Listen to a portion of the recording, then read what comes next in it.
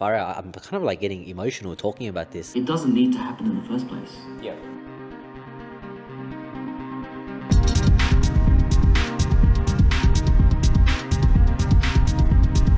I guess that faith and that trust and The reasons why clients can't stay consistent with their fitness.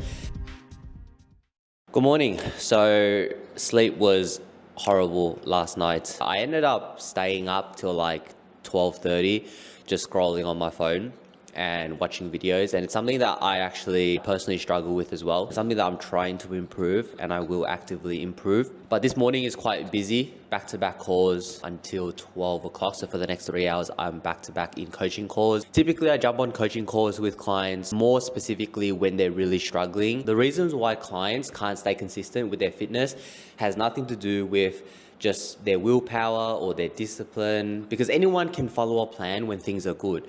But the reason why people can't follow a plan is when, stuff happens at work, or when stuff happens within their relationship, or when stuff happens with their kids, or they're stressed, or they're overwhelmed and they don't know how to process these things, right? So then it starts to develop into self-sabotaging patterns. And a lot of the times, these self-sabotaging patterns or the conflicts that they have within their day-to-day life is a result of limiting beliefs that they have, stories that they tell themselves, emotions that they're unable to regulate. This comes through childhood and through growing up. Like, we are all taught certain things by either our parents or the people that we look up to, or in school or in the workplace. We all develop these stories and these limiting beliefs, and sometimes the stories and the limiting beliefs that we have, they don't necessarily serve us in the way that we think they do. So I guess on these coaching calls, I help clients overcome those limiting beliefs and those stories. And as a result, they're able to step in to a higher version of themselves, a version of themselves that is able to go through life and just be a little bit more resilient. So we'll jump on these coaching calls now. I don't know how much I'll record of these calls, but I'll try to record snippets here and there. After the calls, we will have our second meal, and then we'll go to the gym, and then I'll run you guys through what my programming looks like. It doesn't need to happen in the first place. Yeah. That was definitely one of the biggest surprise. I guess that faith and that trust in the process and myself that I can do it. Yeah. Let's start by just taking a deep breath.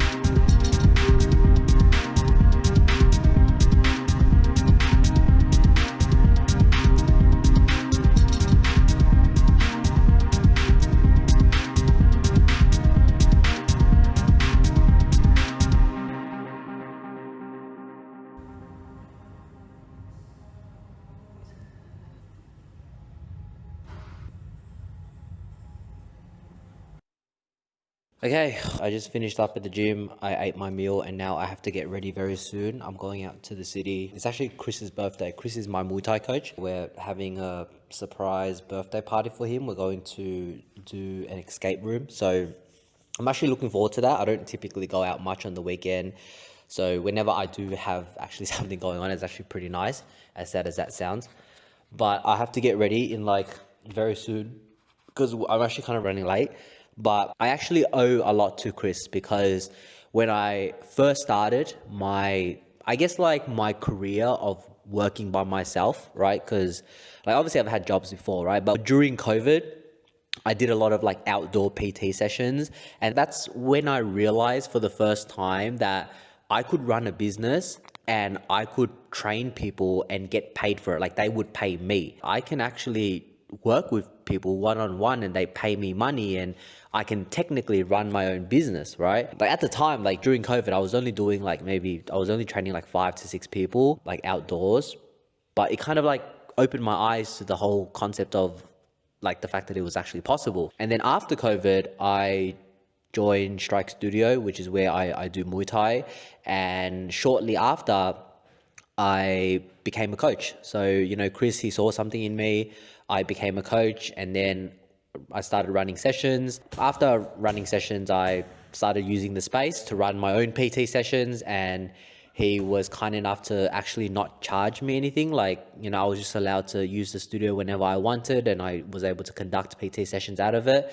And I'm thankful for that. I've always like looked up to Chris in how he handles himself. Like, Chris is someone who, like, he's a business owner, but he doesn't take life too seriously. He's a very simple guy, and he has like this charisma about him. He's just a very nice person to be around, and he's someone who isn't too serious. Like, he's someone who's very giving.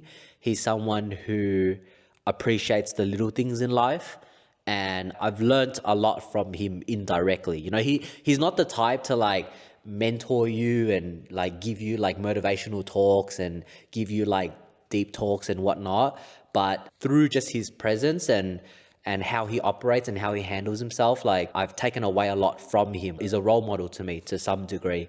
So yeah, I really appreciate Chris, and I actually owe a lot to him. I guess in his mind, he probably doesn't think that he gave me much, because at the end of the day, it was just a couple of like PT sessions. But like, I think it's like, Farah, I'm kind of like getting emotional talking about this. I'm someone who is very appreciative. It's not about the actual things that he gave me, but it's more about like what it represents, you know, like, it was just a very nice gesture. And obviously, like, in terms of Muay Thai as well, like, he was a great coach. My Muay Thai would have never gotten to the stage of where it is today without him and without his brain. Chris is someone who's also very technical, and he's able to like break down concepts that are very complex to a simple, digestible manner. So that's something that I also really appreciate about him. But yeah, there's just a lot of things about him, you know, that I appreciate. And although I don't coach Muay Thai anymore, I actually don't train Muay Thai as much anymore, I'll always be there to support Chris, because like I said, he gave me a lot, and I feel like I owe a lot to him. So we'll go celebrate his birthday. I'll record what I can in terms of my phone, but I actually want to talk a little bit about my program. So today was the first day of my program with my new coach. His name is Scott. And yeah, we're about 18 months out from hopping on stage. But holy shit, like, he said on our consult that it was potentially going to be a little bit overwhelming starting up, and I was like, how bad can it be? You know, I've been training for like 10 years, and I would like to think that I trained pretty hard, so I didn't think that I'd be overwhelmed. But the session was long. So the session went for 2 hours, and the volume was nuts. I just want to bring this up. You're probably not going to be able to see it, but yeah, this is kind of like what the sheet looks like, and you can see like this is like basically the session today. There's 24 sets in the session, and basically every single set is to failure, which is insane. But he did say, like, starting up, it was going to be this way, and obviously we are in a building phase, so I am eating in a calorie surplus. So yeah, like, training for 2 hours, doing 24 sets, I'm not used to that kind of volume. Like, typically I go into the gym for like 45-60 minutes. I do like 4 to 5 exercises, maximum 15 sets, and I'm out. But yeah, this was like a pretty big shock, and I'm not gonna lie, halfway through the session I was thinking to myself, like, did I just bite off more than I can chew? And I was like, okay, I don't think this is a good idea, I might just back out. But considering that I was thinking that way, I think that's a good thing, because if it doesn't scare you a little bit, I think that that's actually a red flag in itself. And with that being said as well, you're obviously stepping on stage, and you're stepping on the bodybuilding stage, you know, so the standards is like, because I've never gone through this process before, I guess I just didn't know what the standard was, and this is the standard, so I'm happy to embrace it.